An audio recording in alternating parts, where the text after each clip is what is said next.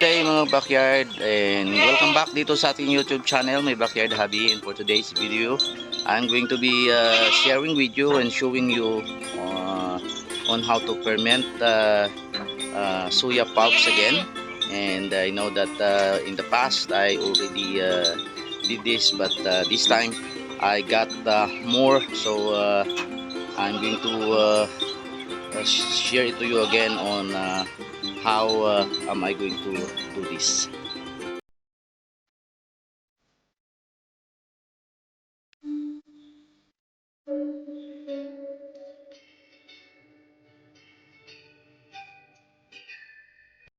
So yan mga backyard, nakabili tayo ng I think 12 sacks dahil marami silang stocks.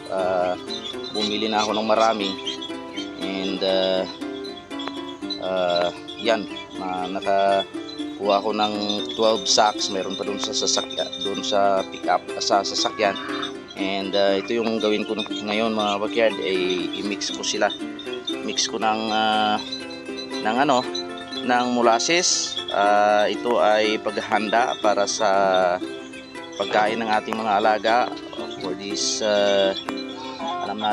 Alam ko na madali na naman yung summer, at kailangan natin mag-inback ng maraming pagkain para sa ating mga alaga. And soya pulps is one of the magandang pagkain para sa ating mga alaga. So and then maybe later, next week, I'm going to be buying also yung kasaba pulps mga backyard, yung tayubong. And then i-ferment ko din, hindi lang para sa ating mga alagang kambing sa katupa, but sa ating mga alagang mga manok, mga pato, pabo dito. So i-mix ko muna to mga backyard. Ganyan yung mixing natin. Yan, pagkalahati ng drum mga backyard, yan, binubuhusan ko siya ng molasses mixed with water sa taas para sipsipin ng nasa baba. Kapag bumaba na yung molasses, mapaganda tuloy yung mapaganda pa yung fermentation natin ng soya pulp. At saka maganda yung aroma, yung amoy, or yung niya mga kapatid, mabango. Kasi more molasses, more na mapaganda yung ating fermentation, kasi molasses ito yung parang nag-preserve ng itong soya pulp para hindi siya masira, hindi siya magiging moldy. Pero make sure lang mga kabakyer din na masarado natin ng maayos.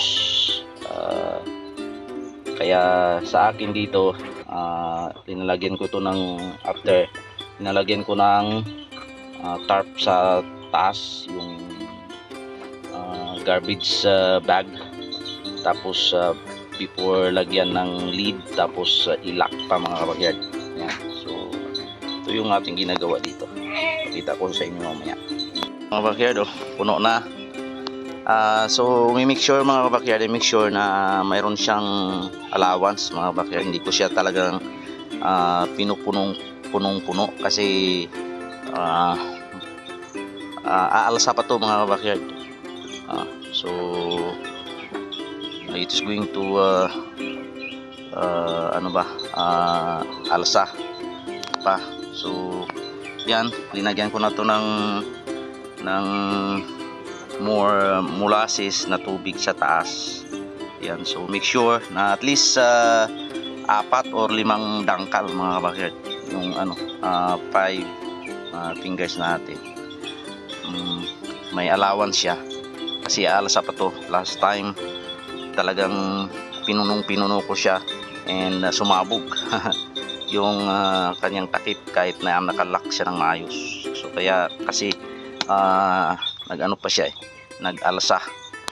So ito yan mga kabakyer, yung finish niya sa loob Tapos yung gawin ko nito ay lagyan ko ng yung black plastic garbage bag sa taas. Tapos i-shield na natin mga backyard. Mga backyard, tapos na nating ilak to.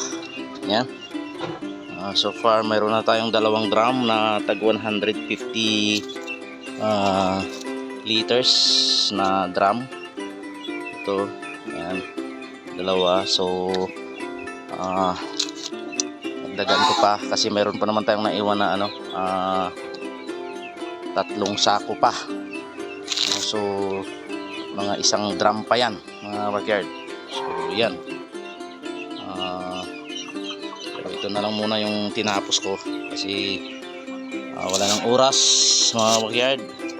And mayroon na naman tayong hinahanda para sa ating mga alaga para makain nila.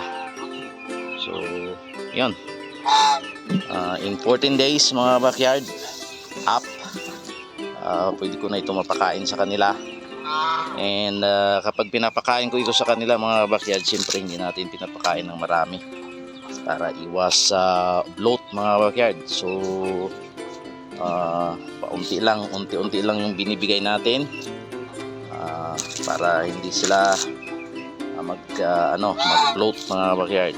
And ito yung resulta ng ating fermentation mga backyard after 14 days. Actually more than 14 days na ito. Yan, maganda siya at ito yung ipapakain ko sa kanila ngayong umaga, ngayong araw. Maganda yung resulta, yung result at mabango siya. Kita ko sa inyo mamaya paano nila ito kakainin. Yan. Yan mga backyard. So tara, pakain natin ito sa ating mga alaga mga backyard. Mga backyard, pinakain na nila yung kanilang pagkain na soya pulp fermented. Nakagusto yan. So siyempre, as what I said all the time, in moderation lang mga backyard yung pagbigay natin sa kanila. Yan. So dahil ulan ngayon, so ito yung binigay ko sa kanila ngayong umaga.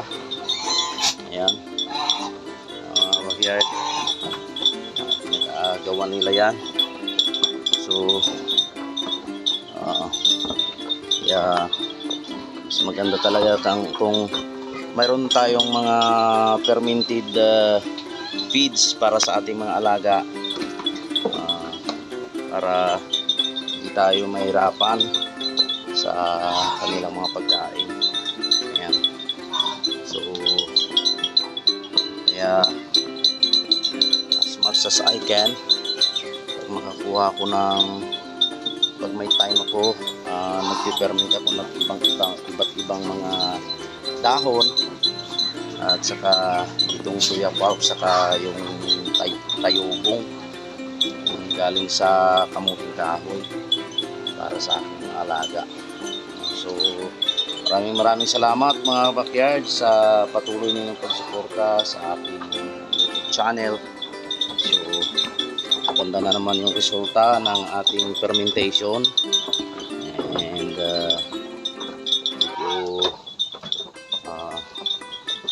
tagal-tagal na rin itong pagkain ng ating mga alaga kasi ferment tayo ng